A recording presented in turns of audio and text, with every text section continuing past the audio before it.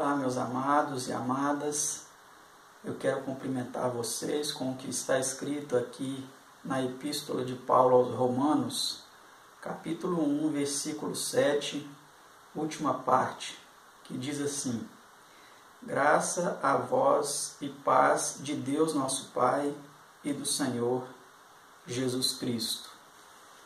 É uma alegria poder mais uma vez estudar outro tema da Palavra de Deus com você. Hoje vamos estudar o tema de número 7, que tem como título A Origem do Mal. É um tema composto de 8 perguntas e respostas, e nele nós vamos ver o que a Bíblia tem a dizer a respeito de como surgiu o mal. Antes de darmos início ao nosso estudo de mais esse tema, eu convido a você que, em atitude de adoração, de reverência, se ajoelhe juntamente comigo diante de nosso Deus e Pai, para assim então pedirmos a Ele a iluminação de seu Espírito para compreendermos este estudo da Palavra de Deus. Vamos orar?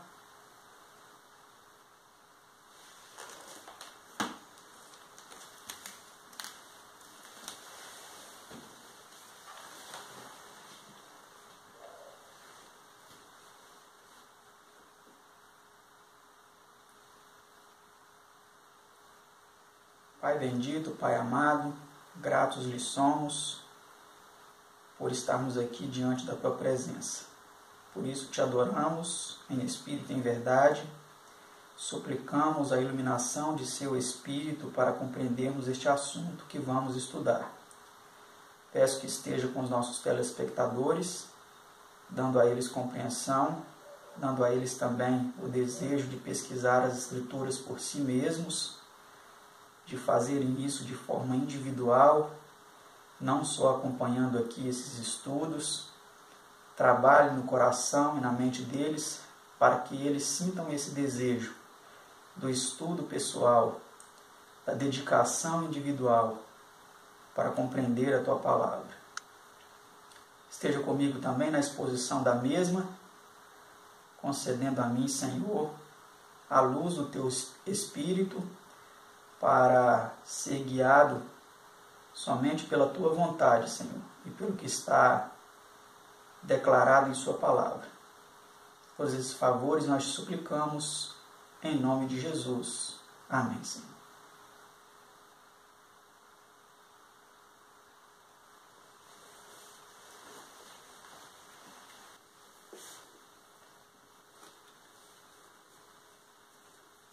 Como eu disse, nós vamos estudar hoje sobre a origem do mal. Este tema é um tema bem importante, porque muitas pessoas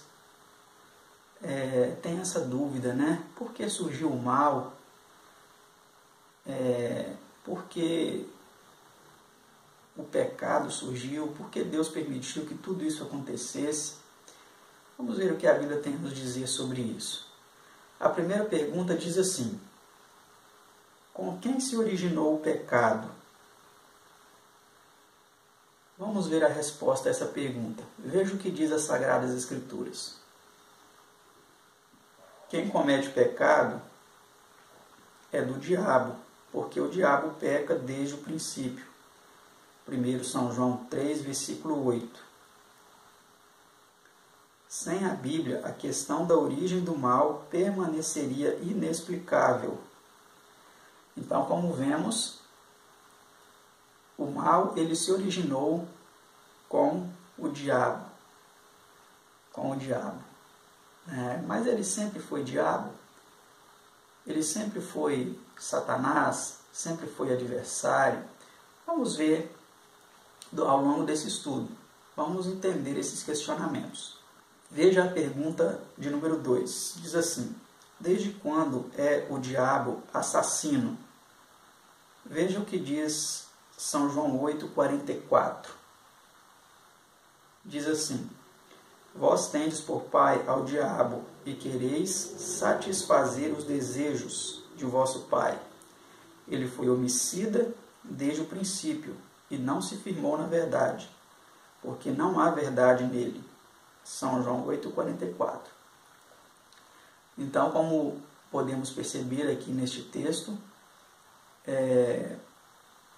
ele sempre foi assassino, mentiroso, nunca se firmou na verdade, né? Aqui vem dizendo que ele foi homicida desde o princípio.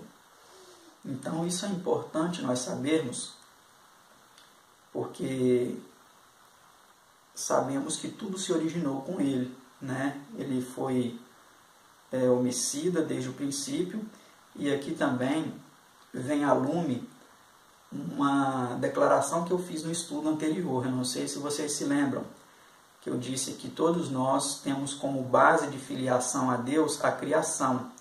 Mas quando o homem pecou, ele se alienou de Deus, se afastou de Deus. E para sermos novamente chamados filhos de Deus, nós precisamos receber a adoção de filhos através do sacrifício de Jesus Cristo, que nos resgatou novamente para que tivéssemos direito de sermos novamente inseridos na família celestial e sermos chamados filhos de Deus. E aqui Jesus estava falando a uma classe, os fariseus, diretamente, claramente, dizendo que eles eram filhos do diabo, porque eles queriam matar a Jesus. E o diabo que é assassino desde o princípio.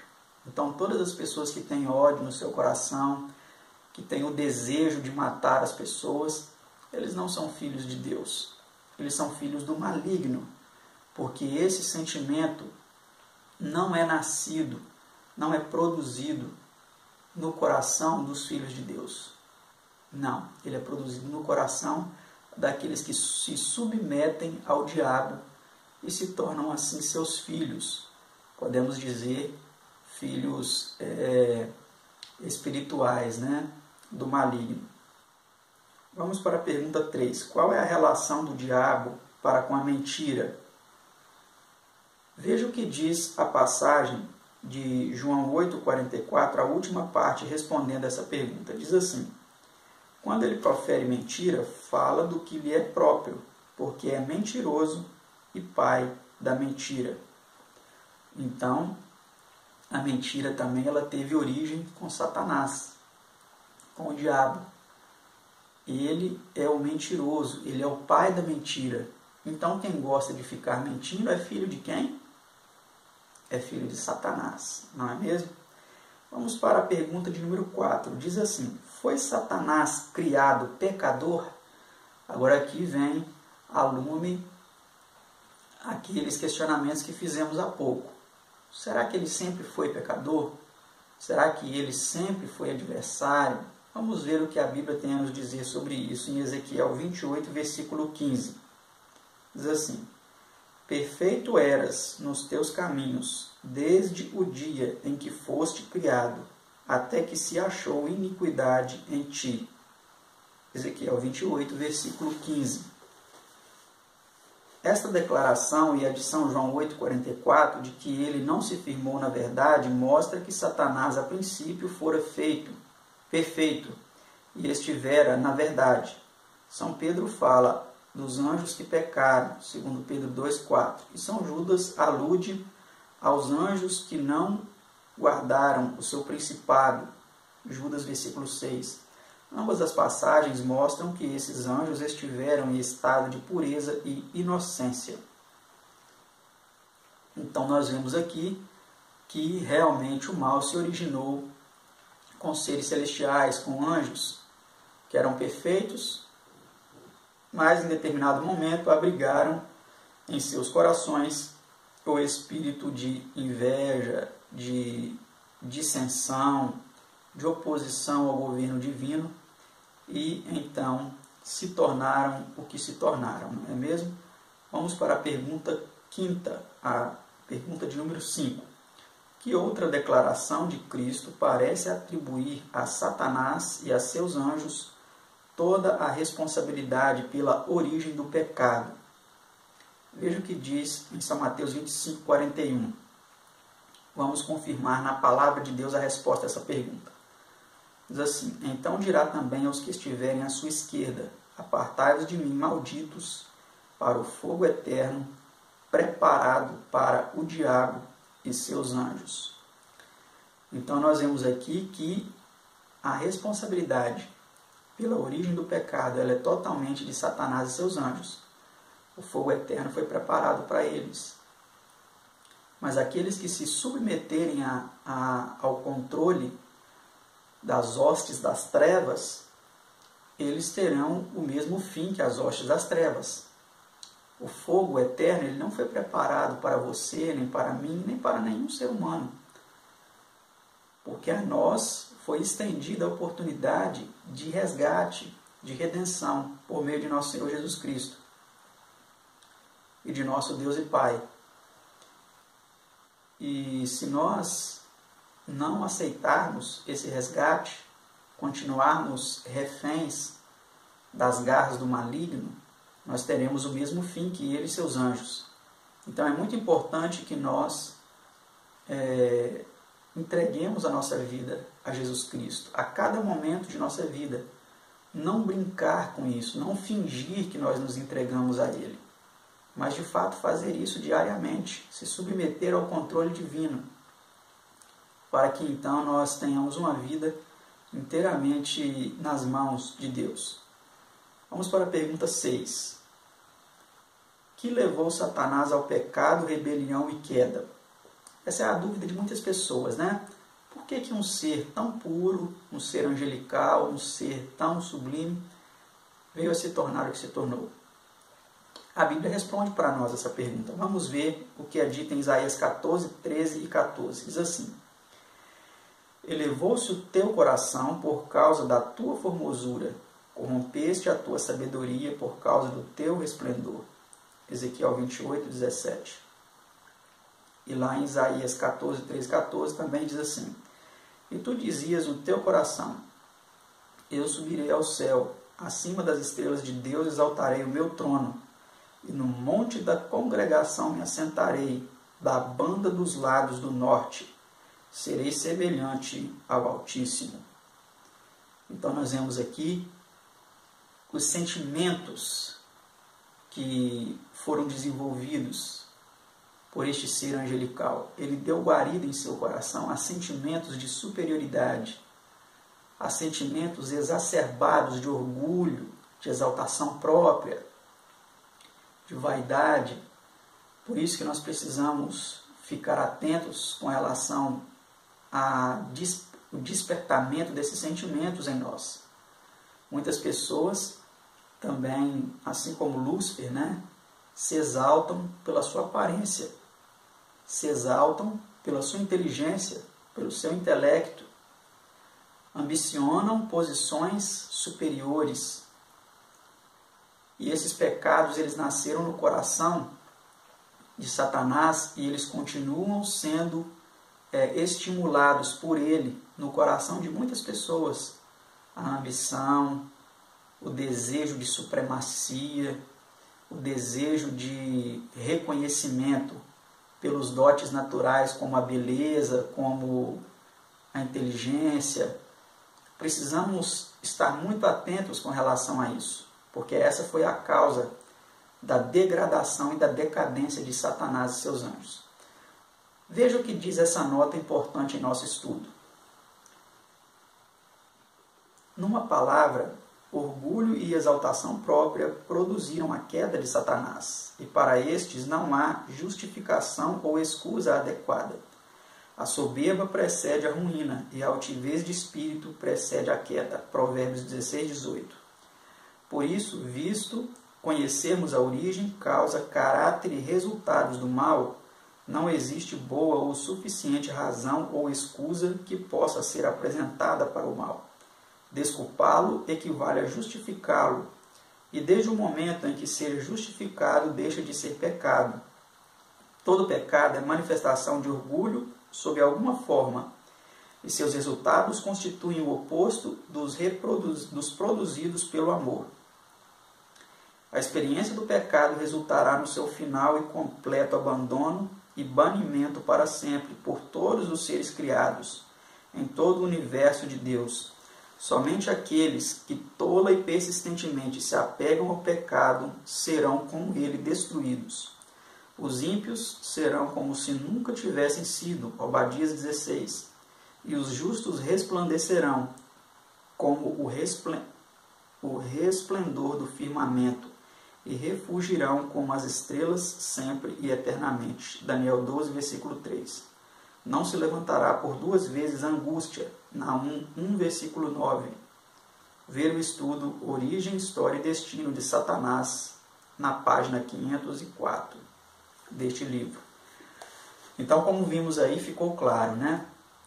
O texto é bem elucidativo, bem explicativo, nos dando ciência do porquê de tudo isso. Vamos prosseguir então em nosso estudo para a pergunta de número 7 e penúltima de nosso estudo, que diz assim: em contraste com o orgulho e exaltação própria, ostentados por Satanás, que espírito manifestou Cristo? Então agora nós veremos a diferença, né? A discrepância entre os sentimentos manifestados por Satanás e os sentimentos manifestados por Cristo. Veja o que diz em Filipenses 2, 6 a 8. Vamos acompanhar a resposta nas Sagradas Escrituras.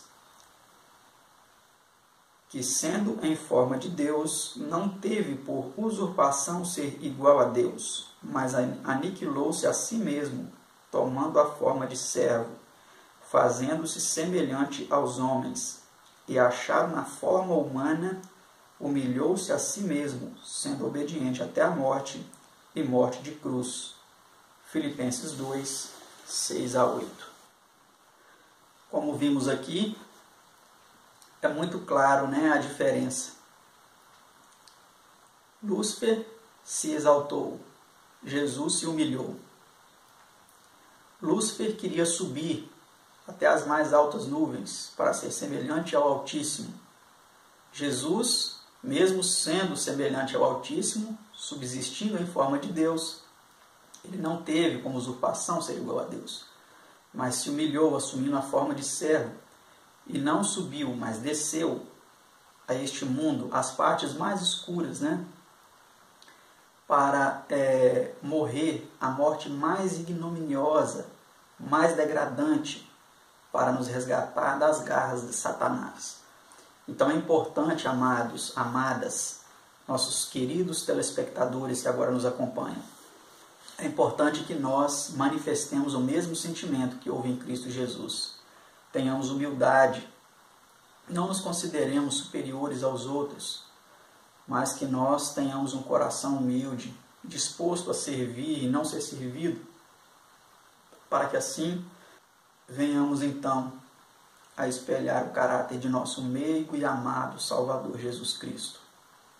Vamos para a última pergunta de nosso estudo, a pergunta de número 8, que diz assim: depois de o homem haver pecado, como manifestou Deus seu amor e boa vontade em perdoar?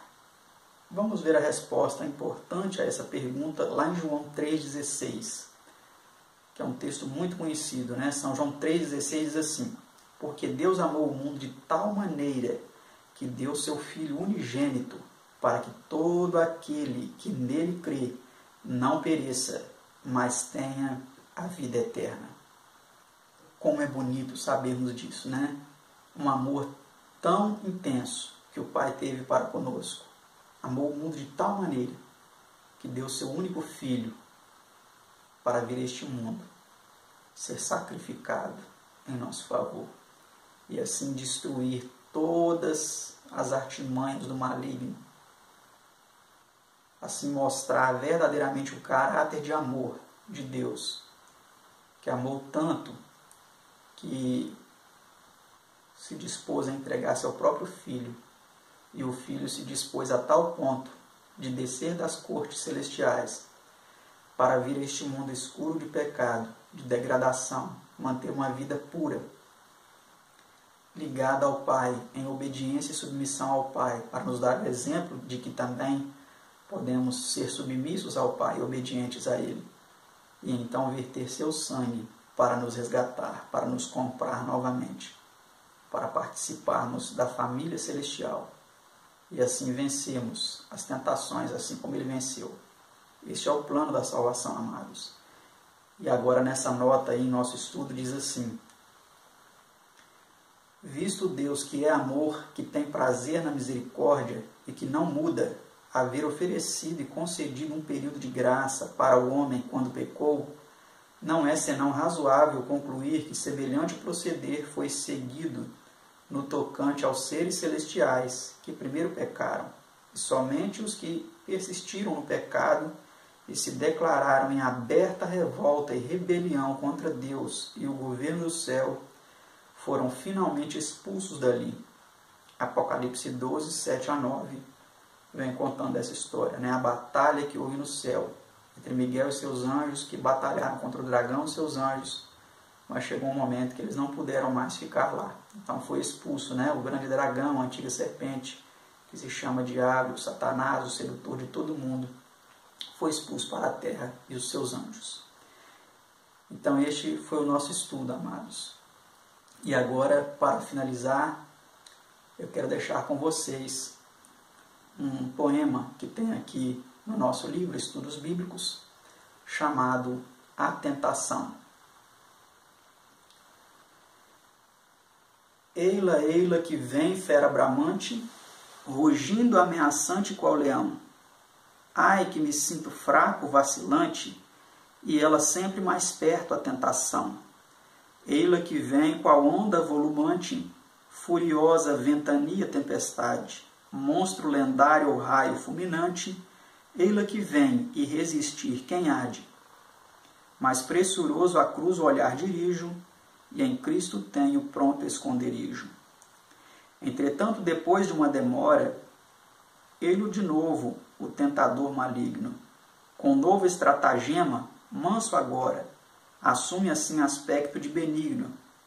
A fera faz-se logo meia ovelha, o monstro infame serpe traiçoeira, e persuasivamente, a olhar de esguelha, seduz, fascina, ao mal atrai, rafeira. Mas quando a Cristo então eu vou correndo, desaparece o tentador tremendo. Anônimo. Que Deus continue abençoando você, a sua família, seus amigos, e que nós a cada dia lutemos contra o tentador, nos submetendo a Cristo, resistindo ao diabo, e ele fugirá de nós. Que Deus nos abençoe e até o nosso próximo estudo, se assim Deus nos permitir. Tchau.